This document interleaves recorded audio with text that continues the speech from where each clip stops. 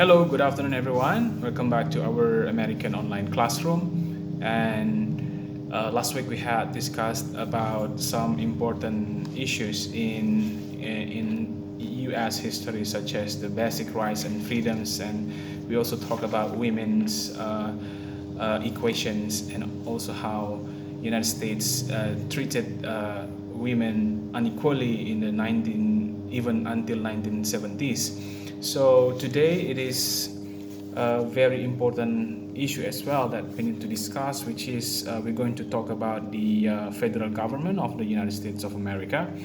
And if you heard about the federal government, means that the Fed. So the Fed is actually an acronym or what we call as the United States of America. So if you hear somewhere USA is called the Fed, then the Fed is actually the United States of America. So when we talk about the American system of government, we are much inspired by the situation where America is the biggest democracy country in the world. We can say that America is like a pioneer, even though they had adopted many values from, let's say, philosophers like Socrates and also Galileo and also many other Greece philosophers to put the theory of democracy in the country, but they also came from the situation where they didn't even exist in the 16th century. So can you imagine the country which can be called as relatively a new country now becomes the role model of many democracy country in the world. So that's why we need to learn and we need to overview how does USA shape their own country to become the role model for democracy countries in the world. But first of all, we have to bear in mind, we have to remember that the United States is a democratic country, and we can say that the power of the country is actually being held by the people. So from the people, by the people, for the people. And when we talk about the national government is the government of all the people and also their representatives. That means they also have the system like in Indonesia. Actually, Indonesia look up to them. When we have House of Representative, or in Bahasa Indonesia we call it DPR, or we call it Congress, such as MPR. So they also have the same situation in the government. So this is what we call as the federal government, because the nation is a federation which consists of many states, many associations. So you have to bear in mind that kind of thing. And when we talk about the US constitutions, actually the federal government as the central government, they actually hold only very limited powers, because the United States now uses the system of what we call as centralized and uncentralized government. What we mean by that?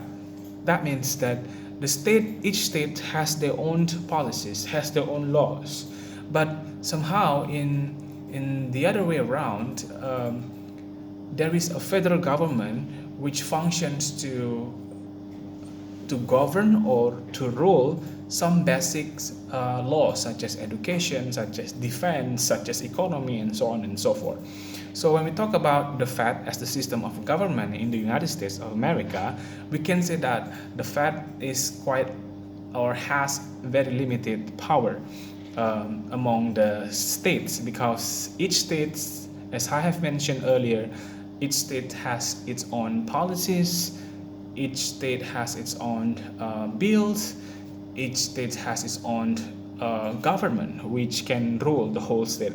So therefore, each state somehow has different rules, different laws, different bills. Sometimes from one state to different states to another states, they have quite a very strange or odd, we call a very strange and odd laws. Now, for example, you cannot horn your car, You cannot horn your car more than 3 times in California. But in some other states, it is okay to horn, people near you, or if you want to horn other cars in the street. So that kind of thing. So every state has its own regulation, has its own laws. Therefore, the power of the federal government is very limited. But even though the power of federal government is limited, it is stated that the power of the federal government in the constitutions belong to the individual states. Yeah, what does it mean here?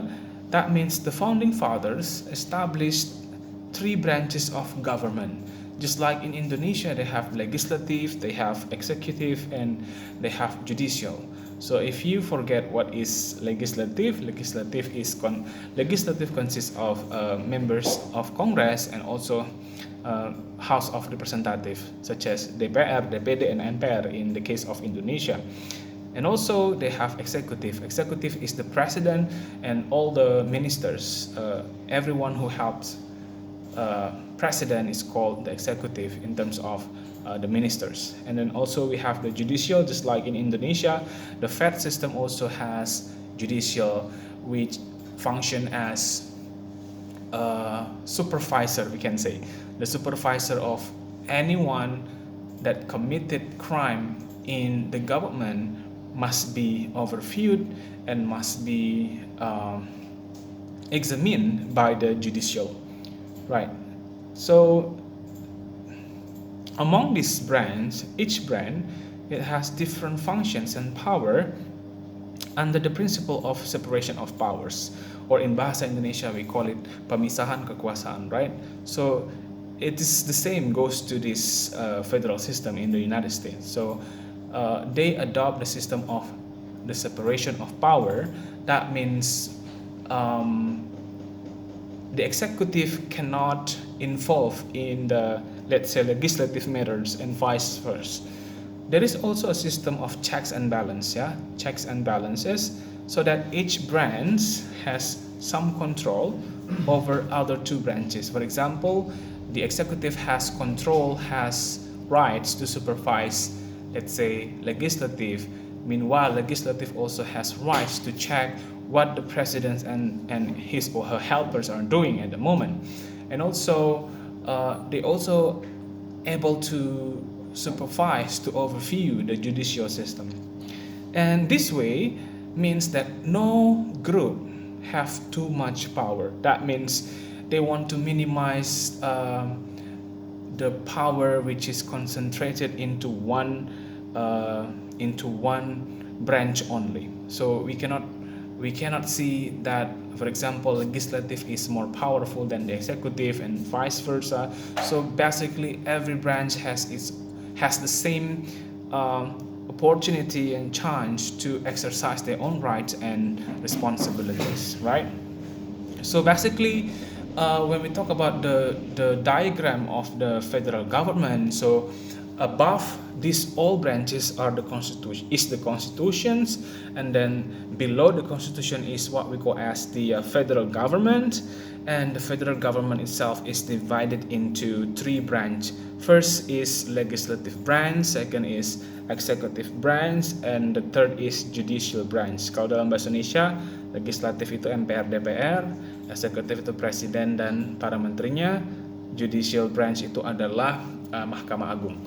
Okay, so that's the overview of the United States government. Now we will talk more deeply about the 3 branches of the government, which is legislative, executive, and then also judicial. Right, the legislative branch is called Congress. So we call it as Congress. Congress comprises of the Senate and House of Representatives. Jadi Kongres ini terdiri dari Senat, anggota Senat, dan House of Representative. In Indonesia, we also have the same thing, like we have DPR, DPD. Ya, kita punya DPR, kita punya DPD. Kalau dalam kita DPD itu adalah orang yang mewakili provinsi, ya, Dewan Perwakilan Daerah. Sementara DPR adalah orang yang kita pilih untuk mewakili partai misalnya. So the same thing goes in the United States. It consists of the Senate and the House of Representatives. So that's the main responsibility of the Congress to make and to produce every law in the United States, just like in our country. So their main job, their main duty is to create law and then pass that law. So you will see that there are actually many laws that have not been agreed yet to be laws. That's what we call as bills. Kalau dalam bahasa Indonesia, bills itu artinya rancangan undang-undang ya, RUU. Kalau dia sudah jadi undang-undang, kita sebut sebagai laws. Ya, jadi you have to remember this. So the responsibility of the legislative is to propose and to pass the law, right? And when we talk about in the system of checks and balance between these three branches, Congress can refuse or can reject to approve presidential appointments and can override a presidential veto. So basically, when you are a member of the Congress and you have the majority voices for the entire Congress, you can actually reject, let's say, presidential decree or presidential decisions on something. For example, when Obama wanted to make universal healthcare system in the United States of America, so most of the Congress members criticized for the over budget planning. So basically, they can override it, they can reject it, and they can change and propose the most suitable laws to protect the health system for the entire American, right? And also now we talk about the executive branch, which consists of the president, the vice president, the cabinet. The cabinet here means the ministries who help the president and the vice president, and also some agencies like departments that also under the ministers. So these people are the ones who running the government, who run the government. They are the one who execute the laws. They are the ones who execute the plans, the national plans, if we have it. They are the ones who propose the budget, and then the Congress will see whether the budget is suitable, whether the budget is over limit, or whether the budget is under limit. So things like this is common in democracy country, just like in our country in Indonesia. So when the ministry wants to, let's say, make a program, national program, they will talk about the budget, they will talk about the system, they will talk about the SOP, and they will talk about these things in the Congress. So the Congress will say yes or no toward these things, for example. So you should be able to bear in mind. And then it is also the responsibility of the executive, so the president and the cabinet, to enforce laws, or to execute laws. And the president has the power to veto or to reject or to avoid any bill or laws that proposed by the Congress as well. So can you imagine that if the Congress wants to make a national program, if they want to make a law which constitutes or which protects, let's say, the immigrant workers in other countries, then they will propose it. While president can also reject, for example, or accept the idea. So it based on the favor from these both branches. And also, president can appoint all Supreme Court justices. The president can appoint all Supreme Court justices. Maksudnya apa? Presiden adalah yang memiliki kekuasaan untuk menunjuk yang kita sebut sebagai hakim agung. So that's only president can do that. While the judicial branch consists of Supreme, or this is the highest court, yeah, Supreme Court, 11 circuit courts of appeals, and 94 district courts. This is just the types of the courts. In Indonesia we have pengadilan negeri, pengadilan tinggi, dan mahkamah agung, ya. So these branch they examines the right to interpret the laws, and they also obliged to make decisions in the lawsuits, ya. In the lawsuits. What is lawsuits? Lawsuits itu seperti tuntutan, ya. Banyak jenis tuntutan yang, ya, things like have been running if you have problems criminally, or what we call it, cases which are not crimes. So it has power over the other two branches because it can declare their laws, and also unconstitutional laws. They can also declare whether the laws is constitutional or unconstitutional. So these three are the functions of the branches in the United States of America, which happens to be almost the same like what we have here in Indonesia, right? And now let's talk about the political parties in the United States of America. When we talk about the political parties, if we compare it to Indonesia, Indonesia has many parties. We are using the multi-system parties, right? But in America, even though they have also more than two parties, but there are two major parties in the US, namely Republican and also Democratic Party. So these two are the major parties in the United States of America.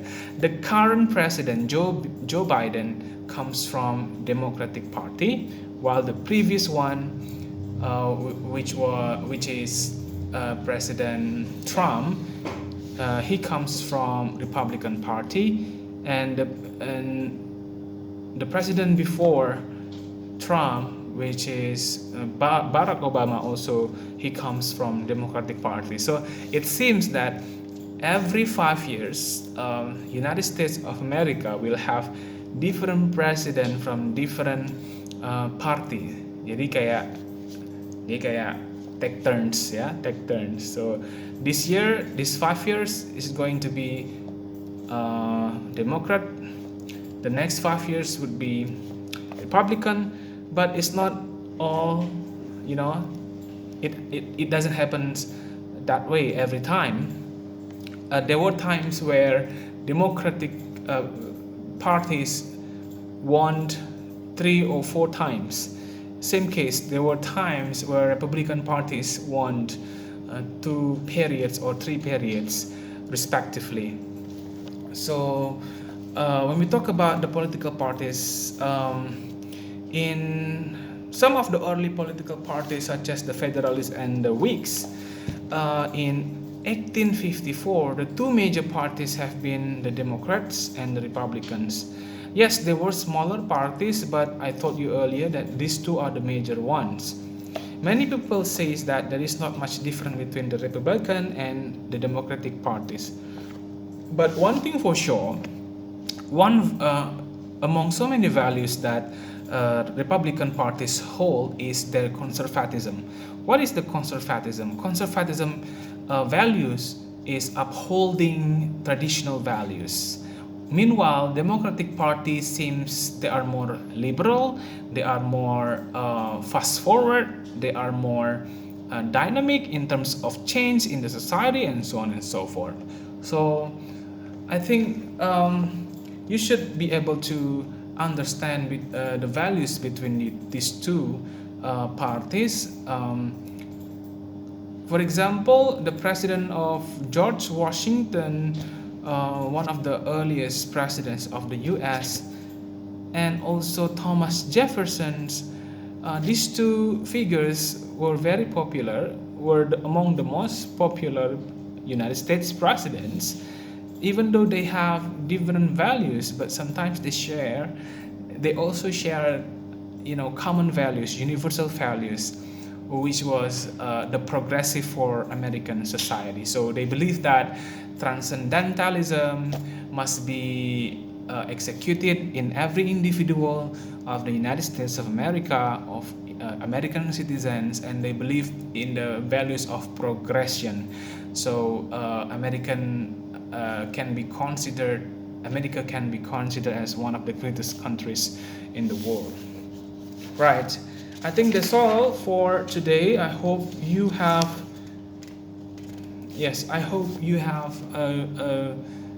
a comprehension with your own comprehension. I need you to read more for this kind of things, and we will talk about one. We will talk about one important discussion next week, which is what we call as American pop culture. So that's gonna be interesting, since you are really millennials. You love to talk about cultures and how the United States of America actually influence the whole world with their own cultures. I think that's all. Thank you so much for your attention, and I'll see you next week. Bye, everyone.